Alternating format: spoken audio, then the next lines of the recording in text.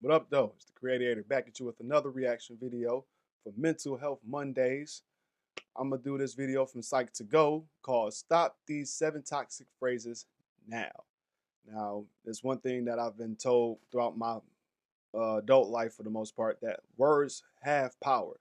Whether we want to believe it or not. And sometimes I fall victim to this too, to where you say certain things repeatedly, they come into fruition and they become a part of your life. And then sometimes you wonder, how come things aren't going this way or the way they are? Because you say these things, and whether you know it subconsciously or unconsciously, they become a part of your reality because you put these words out there and they're going to absorb into your life. So, you know, garbage in, garbage out, you know what I'm saying? Type of stuff.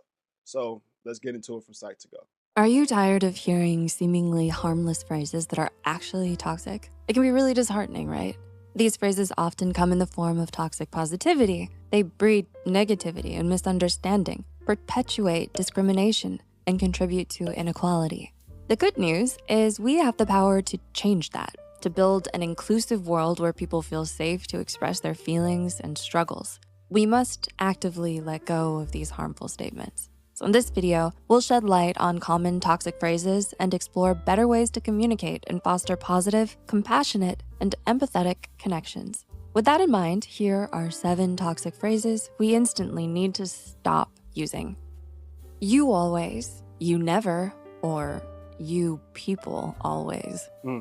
For example, you always forget to lock the door, or you never care about others. The truth is, things are not always so absolute. Absolute claims and generalizations based on someone's actions, race, or ethnicity lead to misunderstandings, stereotypes, and discrimination. So, if you catch yourself using these generalizations, pause for a moment and reconsider. This simple act can positively transform our interactions. Alternatively, we can say, I've noticed that sometimes specific behavior happens. This paves the way for mutual understanding and problem solving. I can't believe you're upset about this.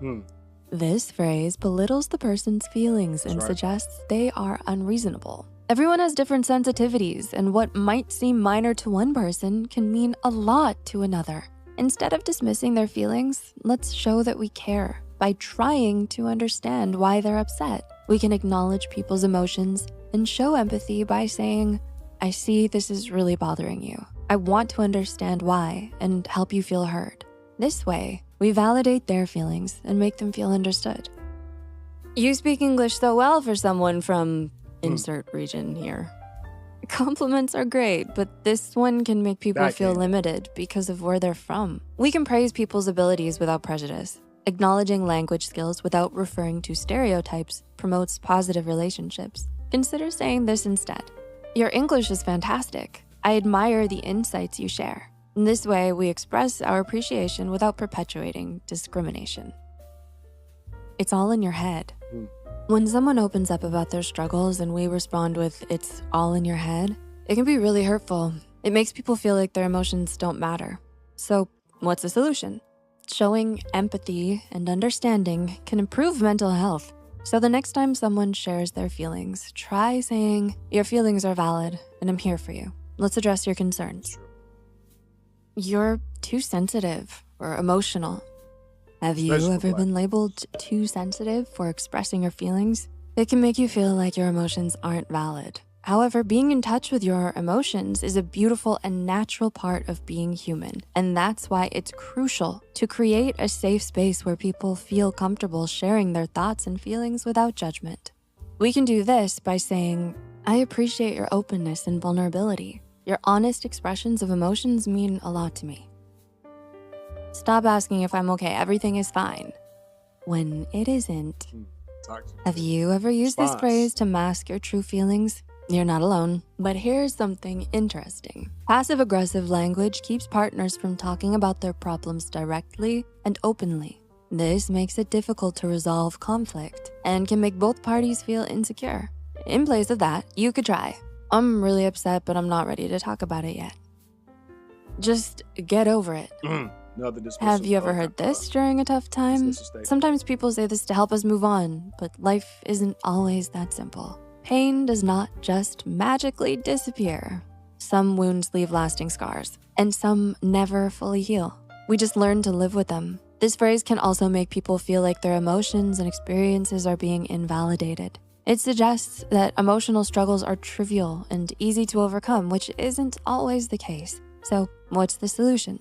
Offering validation and support helps individuals navigate emotional challenges. Instead of being dismissive, we can offer empathy. Consider saying, I see this is really hard for you. How can I support you right now? The bottom line is that we can create a more inclusive and compassionate world by offering support instead of being dismissive. Celebrating diversity without stereotypes, showing empathy for emotions, having open conversations without generalizations, and being honest about our feelings. Together, we can foster kindness, respect, and unity. And it all begins with you and me. Want to learn more about toxic phrases? Check out this video, 8 toxic things people say to each other without realizing it. So, dear Psych2Goers, what phrases are you letting go of today? Is there a particular phrase you'd love to see vanish completely? Let us know in the comment section. Shout out to Psych2Go, and specifically shout out to the voiceover lady, Amanda Silvera. I subscribe to her channel personally. She has a great voice, as you can hear, but she's also vocally talented. She can sing, write songs, and she's documenting her own personal journey on there. It's a lot of highs and lows, but for her to give us this type of information to help better ourselves is a big thing to her to contribute to. So I'm gonna appreciate just her contribution to this world that we're living in. And yeah, once again, those type of words do bring power. We have to be more empathetic because everybody's living experience is not the same. I say this a lot. I've learned this from Eddie Griffin. No matter where you're from or, what's your ethnicity and who's your deity, whatever you pray to in deities, that the great creator, the great it, or the great IT wouldn't be that big of an asshole to realize that everybody has their own individual truth. And basically, I say it in this interpretation as you can have a twin, that same parents, all that type of stuff, but y'all went to the same school, learned under the same doctrines, all of this stuff. You could have learned everything the same way, but both of you guys are going to interpret it differently because you're two different people. Even though you may have learned things the same way, you're going to interpret things differently, even if you got it under the same learning tree.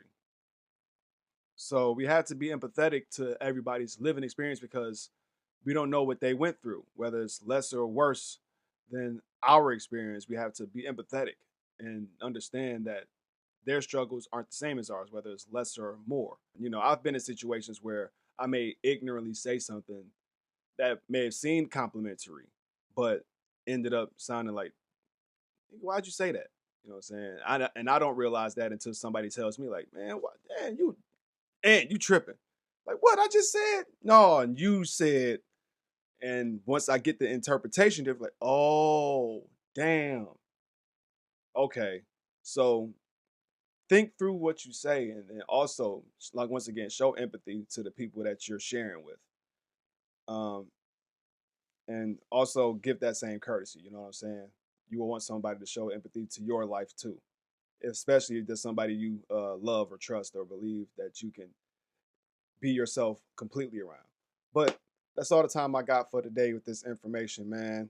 Stay healthy in the mind. Stay righteous. Like, comment, share, subscribe. Also subscribe to Psych2Go and Amanda Silvera. I will have her page on here as well, so you can link onto her channel.